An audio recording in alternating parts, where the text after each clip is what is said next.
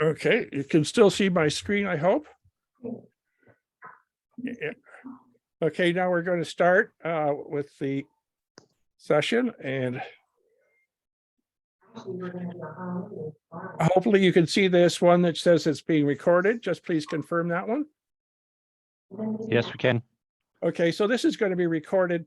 We're going to post it on YouTube for people that couldn't attend, and we're going to send out a PDF copy of the slides to the people who have registered tonight. The agenda is to cover two items that are required, one mandated by Ontario law and the other by the offshore special regulations that may not have as much attention paid to them as they should. So we're just going to go over them and encourage people to think about them.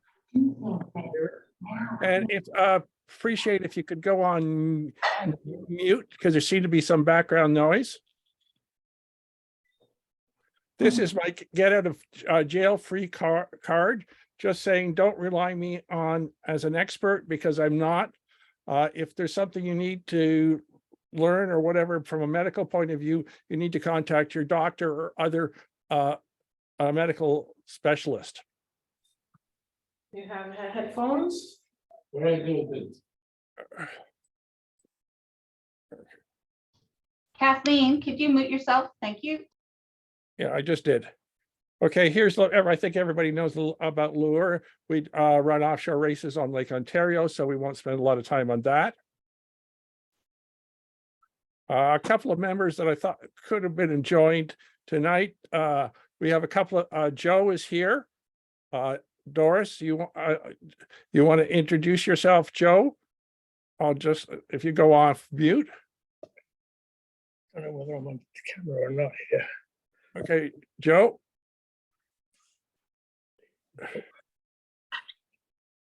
If not,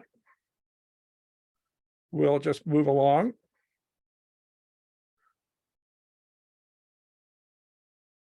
The other key thing is LOOR has ambassadors at all the many of the clubs. So if you need some help, reach out to your ambassador. You can go to www.loor.ca/ambassadors and it'll show you who the ambassadors are at your club. So this is the first part of the presentation, and it's what you need to know about concussions. There's a law in Ontario that deals with competitive amateur sports and a requirement about knowing about concussions and how to deal with them. We'll explain why this came about a little later. Now you got into a contradictory situation. What we don't need is another silly law that complicates our fun in our lives.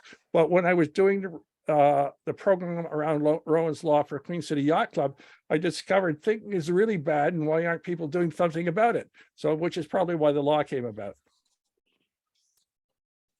So we need to understand what a concussion is.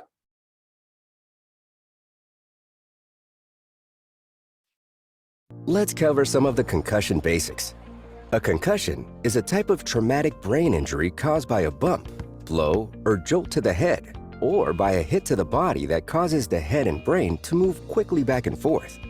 This fast movement can cause the brain to bounce around or twist in the skull, creating chemical changes in the brain and sometimes stretching and damaging the brain cells. These changes in the brain can show up as the signs and symptoms we associate with a concussion.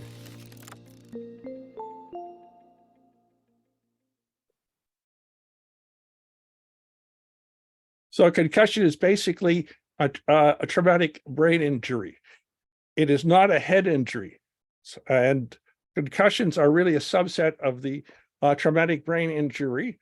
So you may hear the term either concussion or TBI used in any of the material, but a concussion is a type of TBI. So some concussion myths that people sort of believe. You must hit your head to have a concussion. That's not true, as taught in the little cartoon. If you're moving at a rapid speed and come to a sudden stop, think about what happens to your brain, because it's in your skull and it's in a fluid attached to the brainstem, so it can bounce around. So coming to a sudden stop can slosh around the brain, so it can hit the back and the front and all the rest of it. So that's what really a concussion is. It's the bruising of the brain as it hits the skull. You have to become unconscious to have a concussion. That's not true either. You could still be fully conscious and have a concussion. Concussions are gender neutral. It turns out, while most people see males have had some concussions, under the exact same circumstances, females will suffer worse adverse impact from a concussion than males. That's probably a little surprising to people, but that's what the research has turned out. There are 'Cause we have diagnostic. bigger brains. That's Hmm? why. I Yeah. said, because we have bigger brains. That's why. Okay. There are diagnostic tools, blood tests that identify that a person has a concussion. Unfortunately, no. The only way that you can determine that somebody's had a concussion is when you're doing the autopsy on them. So that's not too good, but that's how a lot of the research on the NFL players has come about. They have donated their brains to the Boston University, and they've examined them, and they've turned out that there's a high percentage of players of the brains they've received actually have had a concussion. Concussions are age insensitive. That's not true either. Your brain or your skull is not fully formed or fused until you're in your mid-20s. So concussions could be worse for the younger people. Helmets protect against concussions. Helmets are a great idea and protect against head injuries, but since a concussion is the sloshing around of the brain inside the fluid in your skull, the helmets don't protect. So these are some of the myths that people have around concussions. So why do we care? Concussions can kill, and we'll get to that in a moment. Much of the long-term damage and deaths can be avoided with proactive and simple actions. While it may be a pain to have a concussion and it'll impact your lifestyle, the cure is actually quiet and rest as dictated by a doctor. There's no brain surgery required or anything like that. So it is, as long as you follow the directions of the doctor and rest properly, you can recover from the concussion. The other thing, it can have a long-term impact on the individual. Think of all the images of the punch-struck boxer. That's coming from concussions. The other thing, it can have a major impact on costs in society. One of the things they've discovered is that 50% of the homeless have some sort of a TBI or possibly concussion. And that's it contributes to their being homeless and how they behave. So that's a real big impact on society that we could do without. This is a bit wordy, but it's taken from the government website. But there's a couple of key points that are colored. Rowan was a high school rugby player, and she suffered from second impact syndrome. What that means is you had one concussion and then another one before the bruising of the brain can heal. Think of bruising your leg or your arm and then hitting it again. That's really painful. It takes a real long time to heal. And that's what that happened here. She had three concussions in a short period of time. The third one killed her. The people around her, her parents or her coaches, etc., didn't recognize the signs and symptoms of a concussion, so it didn't give her a chance to heal, and she went out and played rugby and died. So her parents pushed for, and the government in Ontario passed Rowan's law requiring certain activities that amateur sports have to comply with. This was passed in 2016. There's similar laws in many jurisdictions. As with many things, the devil is in the detail. The interesting thing, there is no penalties if you don't follow Rowan's law, but it probably sets out a duty of care that you need to follow And if you're a sports organization or potentially an individual that needs to be following Rowan's law and you don't, you might, I guess, be subject to lawsuits if somebody has a concussion and is adversely impacted by it. What you must do under Rowan's law. And the sports organization advised it. Because of the nature of offshore racing, we really have to delegate this to the person in charge of the boat. The field of play for Lake Ontario 300 is all of Lake Ontario compared to the little puny football field. So there aren't really officials all around the lake that can be checking for concussions. So that's why, and you've all signed the waiver or in the past saying that you've reviewed and are adhering to Rowan's law. So this is some of the information you need to know. So we'll be going over that a little more. There are official concussion awareness resources. They're available at that website as a e-booklet, video, or e-module. And under the law and what's been put in place for sailing, you need to review one of those each year to refresh your memory on how to deal with a concussion. And you, again, have all said you've done that when you signed the waiver registering for any of the LOOR events. The handout that we're going to be emailing you will have all the links so you don't have to copy them down. Again, here is some more wording, and what's key is in red, and it's not realistic that you're going to remember what the signs and symptoms of a concussion are. We'll have a cheat sheet that you can use later that should be in your first aid kit to help with this situation. There are further resources on Lake Ontario's, on Ontario Sailing's website.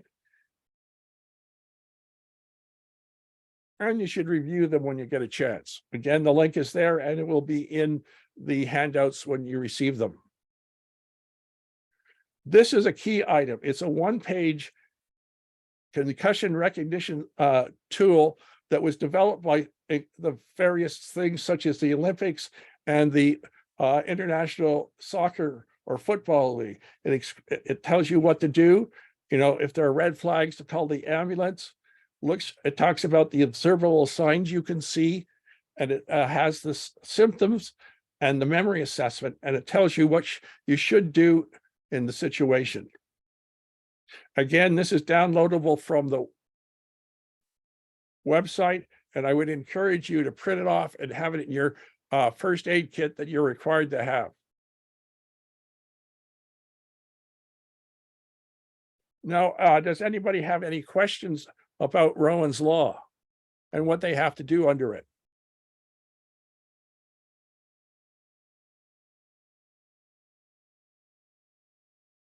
Because I remember that you are saying that you've looked at it and reviewed all the material you're required by law when you signed the waiver for LOOR, and that applies to the crew as well. Because what could happen is the person in charge could have the concussion and you need somebody who is able to take over and deal with that situation.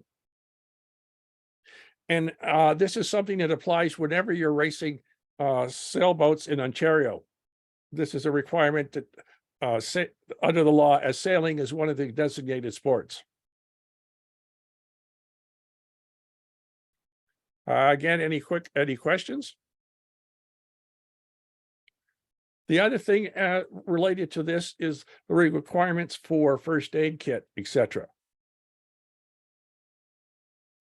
So the offshore special regulations that LOOR uses requires that there's a first aid manual and a first aid kit, and at least one member of the crew shall be familiar with first aid procedures, hypothermia, drowning, cardiovascular pulmonary resuscitation, and relative communication systems. There is no requirement that you be certified, just that you have these the manual and the kit, and one person is knowledgeable about first aid. Now, is one person enough? What happens if that one person is the one that has an injury? Who's going to look after them? So maybe more than one person needs to be familiar with it. Now, there's an important point is if any of you are thinking about racing in category 0, 1, or 2 events, there is a stricter requirement where somebody has to be certified in first aid. That means certified with a valid certificate. So you have to worry about the expiry dates of this, the certification you have. But this requirement applies for the overnight races and the launch day races. It's the same. So everybody has their first aid kit and knows where it is on the boat and has a first aid manual.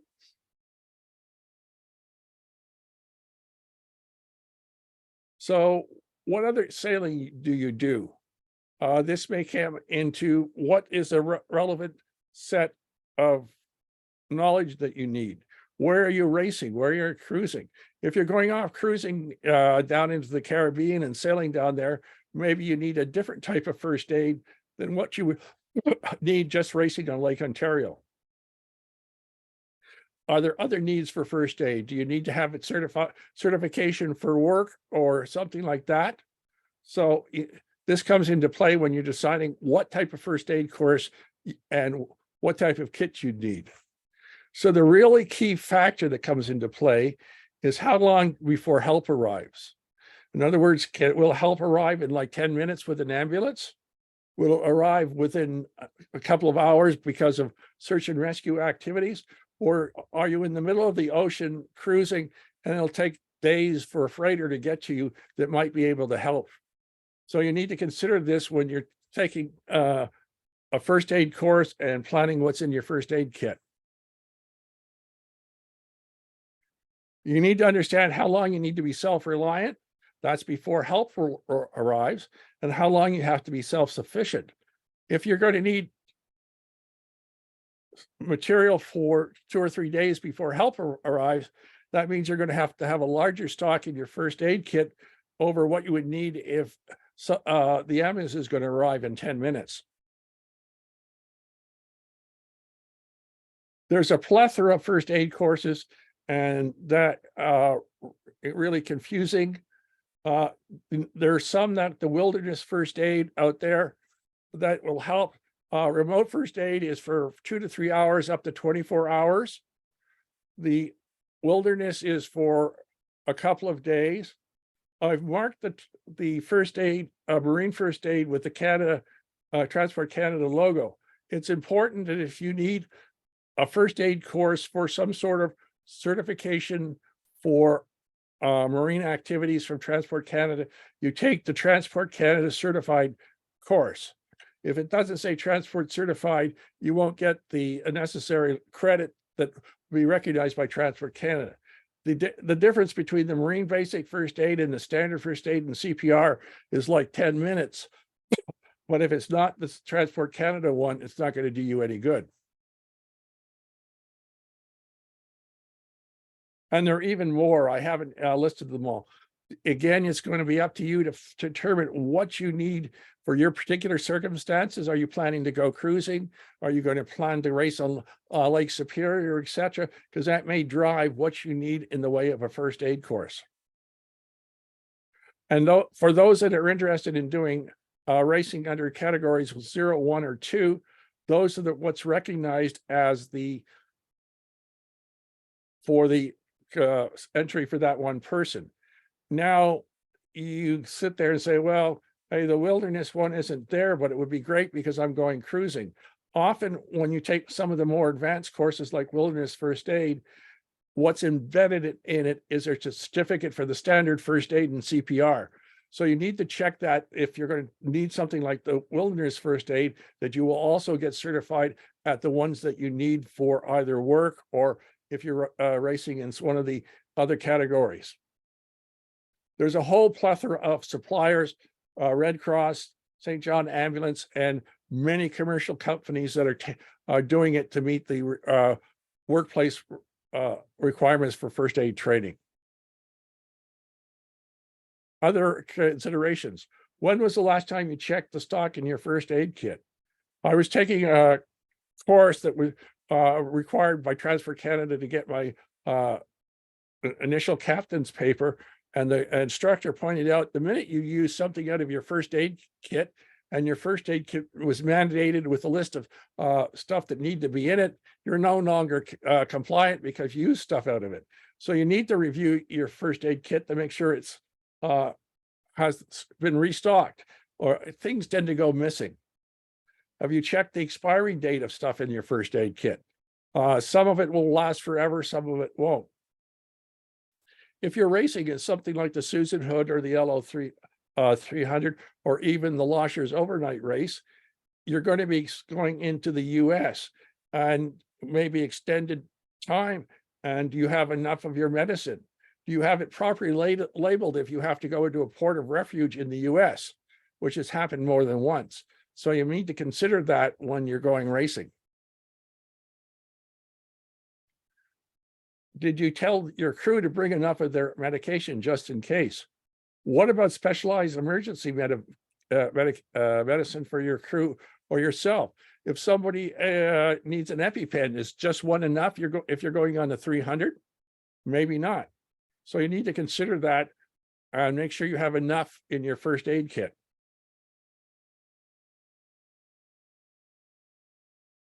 And you have to tailor your kit to your needs. Most of the package kits on the market are there to meet requirements for work. They may or may not be sufficient for what you need, but you need to look at them and find out if there's stuff you need to add. If you're going cruising down in the Caribbean, there may be a whole bunch of extra stuff you need to add. For help, you need to talk to experienced sailors who have done long distance passages and what they do.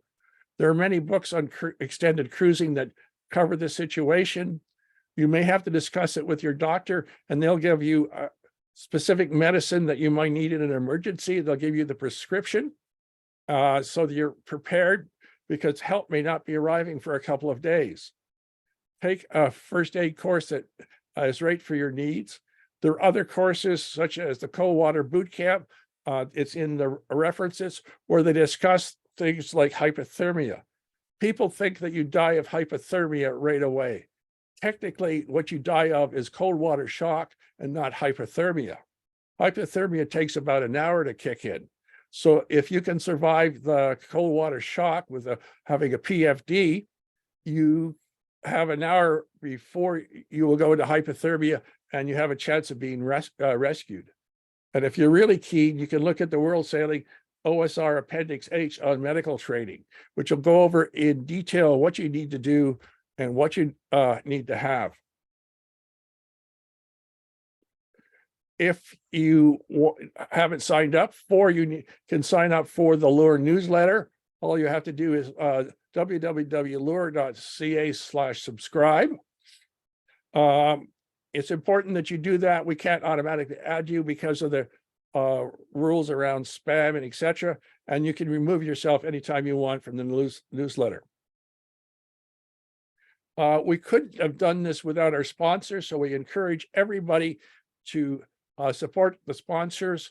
Dave is one of the racers that's from Accessibilities. He's out there on the courses, and he's the sponsor of the sail draw that's done at Port Dalhousie every year as part of the Lost Racers. So again, those are just some key things that people may not have remembered or thought about that when they're going out racing or cruising. So that, again, open to any questions you have.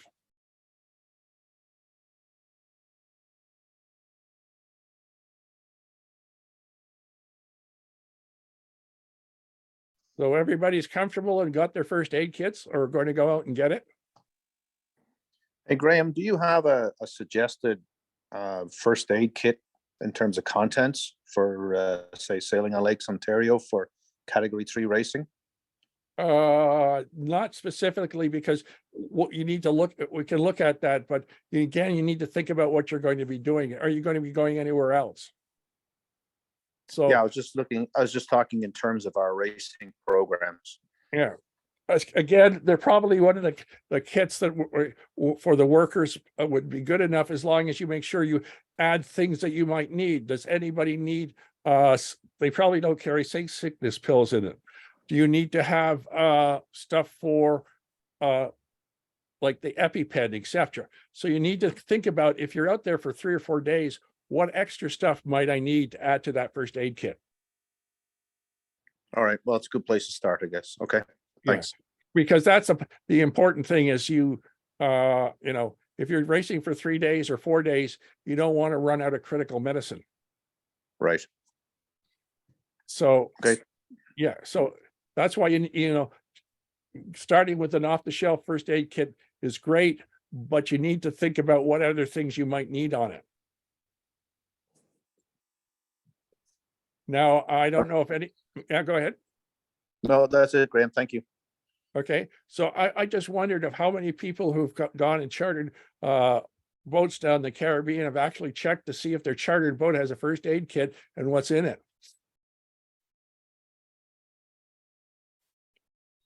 I think there was a couple of extra. I Roman have, coats. Graham. Okay, good. Because I bet you a lot, it doesn't happen all the time, I have a feeling. I've checked. Can you hear me? Yeah, I can hear you. Go ahead. Yeah. I've checked the first aid kits in the Caribbean and they have barely anything. Yeah. Some Band-Aids, Yeah. a little gauze. So don't rely on that. Right. So again, if you need specialized medicine, you may want to bring it and make sure you have the prescription for it. So when you have to go through customs, you can prove that it excuse me, that it's a prescription that's been assigned to you. Are there any other questions that anybody has? But these are the little things that people may have not thought about that you might need in an emergency. And again, I would encourage you to print off the concussion tool kit page and have it just in case. We hope you never need to know it, but it's important to be able to identify a concussion and let the person rest, because that's the best thing for them. Are there any other questions?